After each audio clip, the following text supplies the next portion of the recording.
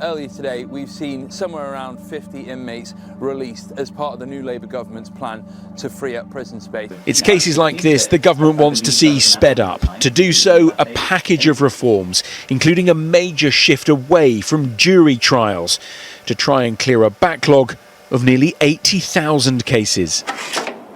We now face an emergency in the courts and we must act. As Lord Chancellor, my responsibility is to ground reform in the rule of law and the right to a fair trial. Last month, the notorious Sidney Cook was blasted into space to spend the rest of his life aboard a one-man prison vessel, posing no further threat to children on Earth. But it was revealed that an 8-year-old boy was also placed on board by mistake and is now trapped alone in space with the monster. A spokesman said, "This is the one thing we didn't want to happen." All these changes come as the Justice Secretary admits another 12 prisoners have been mistakenly released in the last 3 weeks. What should be the goal of humanity? Well, there's no goal, is there really? We each live our lives. The goal of each individual, I suppose, is to be as happy as you can be without hurting anyone else, without infringing on other people's rights. There's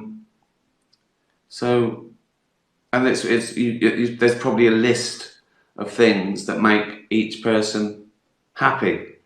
Mine is dogs, wine, this, talking absolute shit for a living, creating.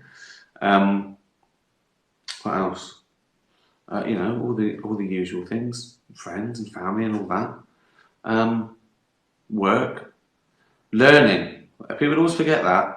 I always forget it, but it's great just finding stuff out. So anyway, everyone has a list of things that makes them happy, and you just got to do that all your life, and then die, and probably leave the world in as good a state as you found it, if you can. That's just common courtesy, isn't it? If you borrowed someone's caravan for the weekend and threw up everywhere, pissed on the carpet, shut the bed, you'd clean up, wouldn't you? Saturday morning. Just common courtesy. Little tip there. As court cases are sped up, that could shift pressure onto a prison system already at breaking point. Look, if I have to be honest with you, whoever thought of this idea, they must be totally out of their mind. Because if you release people in waves, you get crime in waves. It's as simple as that. And you think that's going to happen then? It's already happened. It's already happened once. They've already released early and they've already got them people already back in jail. But if they want to help people and start helping people, give them a bit of work when they get out or something. Yeah? Not just releasing people out the gate to get on with their life. You're saying just the lack of support, just letting people go out on their own, that's 100%. This is the only time I've ever had help is today when I walked out and they give me a phone. That's the only help I've had in 20 years. They give you what, sorry? They give me a phone. Okay, yeah? all right. One of the charities, Catch 22. So at least someone's trying to do something, you know? What were you inside for? ABH. ABH, and how long are you in for? 1 year. 1 year, and you got released how early? A month. A month early, okay. We're just talking off camera about, you know, obviously they've let you out because the prisons are overcrowded. What does it feel like inside HMP Brixton? Does it feel like it's overcrowded? Yeah, it does. Okay, and give me an example of how. How does it feel like it's overcrowded? You're in a single cell and they've got double beds and that. Too many people in the prison. Do you think this scheme that they've done to release people, do you think that's going to work? Do you think that's going to free up space inside the prisons? No, because all they're going to do is put all the people from the riots in. It's going to be filled up again.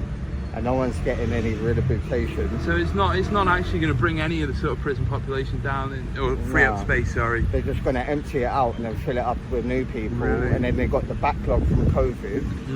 So they've been, and plus most people reoffend, so they be straight back in. The caseload is projected to reach 100,000 by 2028, and without fundamental change could keep rising.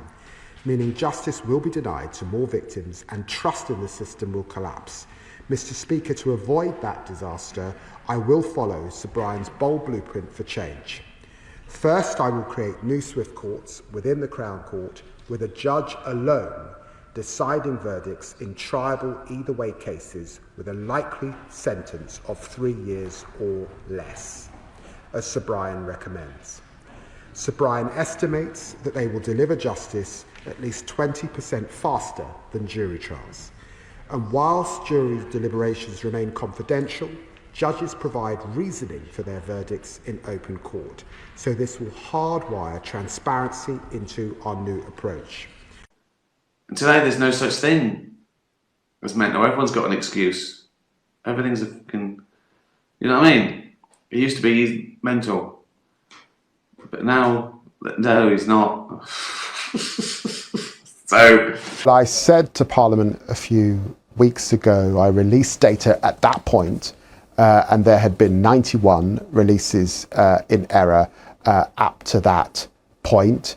There have been 12 since then. 2 are currently at large. That's new information that I'm sharing with you. I'm pleased that the trend is downwards because of some of the improvements that I put into the system, a new query unit between our courts and our prisons, digital technology to help to move the system forward. And of course, I've asked Dame Lynn Owens to conduct a review, and she'll be reporting in the spring, and then we will build on what she said. Has your phone been stolen, or have you been caught in an online scam? Changes to the justice system could impact you. New court reforms announced today by the Justice Secretary could make it easier for you to get justice for things like theft and fraud. In an effort to reduce the nearly 80,000 case backlog faced by the Crown Courts, the Justice Secretary David Lammy has announced bold new court reforms. When victims are left waiting for years, justice is effectively denied to them. And this is a betrayal of our legal heritage, and it's a betrayal of the victims themselves. So what has changed? The first key change is that jury trials will be scrapped for defendants facing a sentence of 3 years or less. Secondly, magistrates' courts will be able to hand down longer sentences, from the current 12 months to potentially up to 2 years. Lastly, for crimes that carry a sentence of up to 3 years that a magistrate sends to the Crown, a jury will not decide. Instead, it'll be down to a single judge. So what will it mean for you? Well, it may result in swifter and quicker sentencing for those mid-level crimes. It will also mean less jury service, with juries only being used for serious indictable offences, such as murder and rape. Currently, the predicted caseload backlog could rise to around 100,000 in the next few years. The government hopes that these changes will see victims get justice quicker.